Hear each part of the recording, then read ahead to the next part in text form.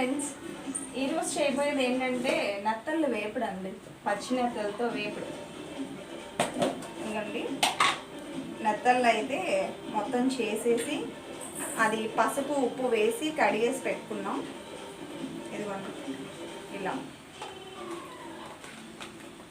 చూసారుగా.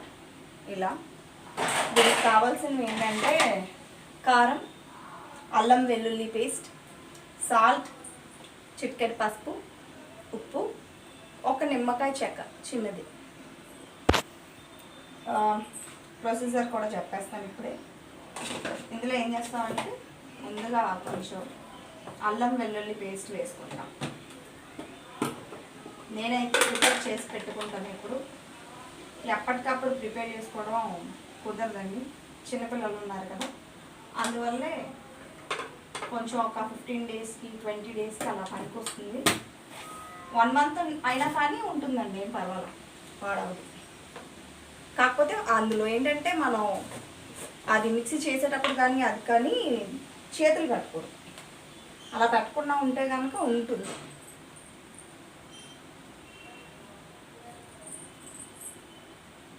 కారం,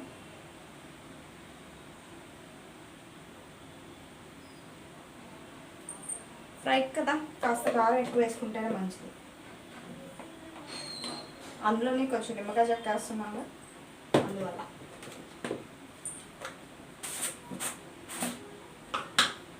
సాల్ట్,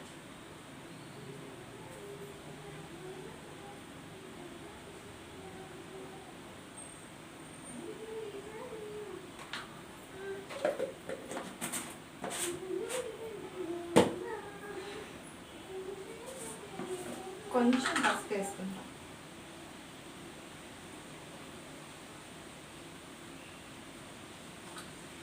నీచు వాసన ఉంటుంది కదండి, అది రాకుండా.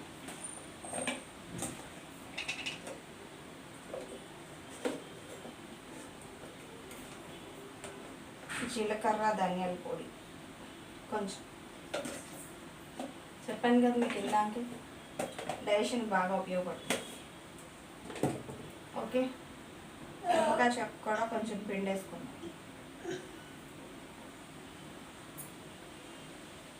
చాలా ఎంతో కాదండి, చాలా లైట్గా. ఇప్పుడు ఇలా మిక్స్ చేసుకొని,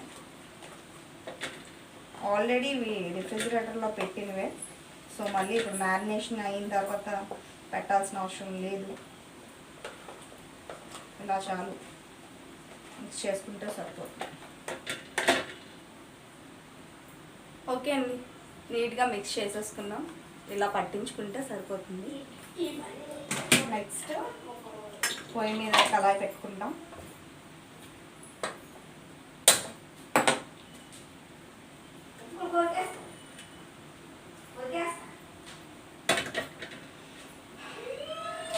కళాయి పెట్టుకొని కొంచెం ఆయిల్ వేసుకొని, కొంచెం అంటే మరీ కొంచెం కాదండి, కొంచెం డీప్ ఫ్రైకి సరిపడా ఆయిల్ వేసుకుంటాం.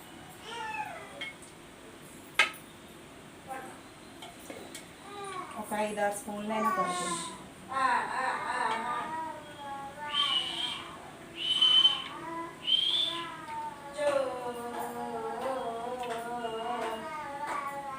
ఇలా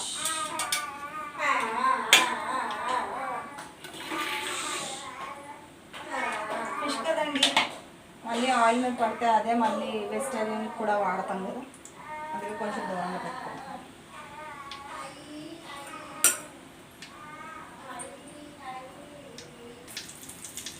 ఆయిల్ మరిగిపోయిందండి, వేసేసుకుందాం.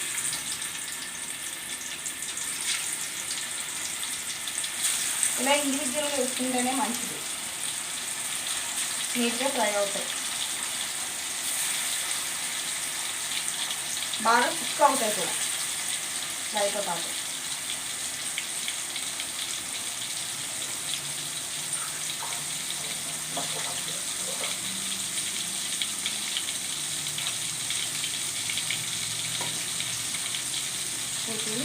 ఇలా కొంచెం ఇలా ఇటు అటు తిప్పుకుంటూ ఉండాలి. చూసుకోండి, విరిగిపోతాయి, మళ్ళీ జాగ్రత్తగా తిప్పుకోకపోతే.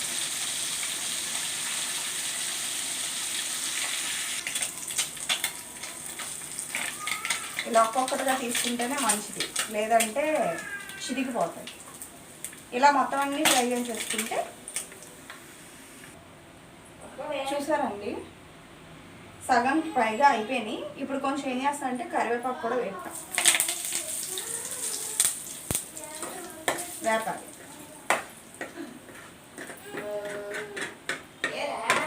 ఈ ఫ్లేవర్ బాగుంటుంది చేపలు ఫ్రై అనే కాదు, కర్రీ అనే కాదు, పులుసు అనే కాదు, ఎందులో అయినా కరివేపాకు వేస్తే ఆ ఫ్లేవర్ చేపకు తగిలితే చాలా బాగుంటుంది. నేను మ్యాక్స్ అన్ని కూరల్లోని ఫ్రైల్లోని కరివేపాకు వాడతానండి, ఎందుకంటే దాని ఫ్లేవర్ చాలా బాగుంటుంది.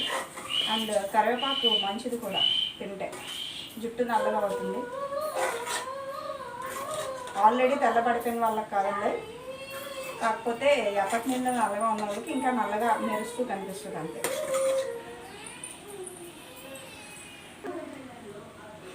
అయిపోయిందండి మొత్తానికి నెత్తలు ఫ్రై అయిపోయింది. కరివేపాకు చూసారా మధ్యలో ఉంది, మధ్యలో ఉన్న వల్ల ఏంటంటే కింద పైన కూడా దాని ఫ్లేవర్ అనేది బాగా వెళ్తుంది. కదపకండి, చిదిగిపోతాయి, నెత్తళ్ళు కదా. అందుకే చేపలు ఏవైనా కానీ మ్యాక్స్ అలా కదిపితే చిరిగిపోతాయి. ఇలా ఫ్లేవర్ దానికి వస్తుంది. కాసేపు దీని మీద ఒక టిష్యూ పెట్టేసి ఒక ప్లేట్ పెట్టేసాం అనుకోండి, స్టీమ్ వచ్చిన టిష్యూ కనుక్కుంటుంది, సో దాని మీద పడదు. ఫ్రై అయితే కొంచెం క్రిస్పీగా స్పైసీగా చాలా బాగుంటుంది. ఒకసారి ట్రై చేసి చూడండి. ట్రై చేసి నచ్చితే లైక్ చేయండి, షేర్ చేయండి, సబ్స్క్రైబ్ చేయండి. Bye bye.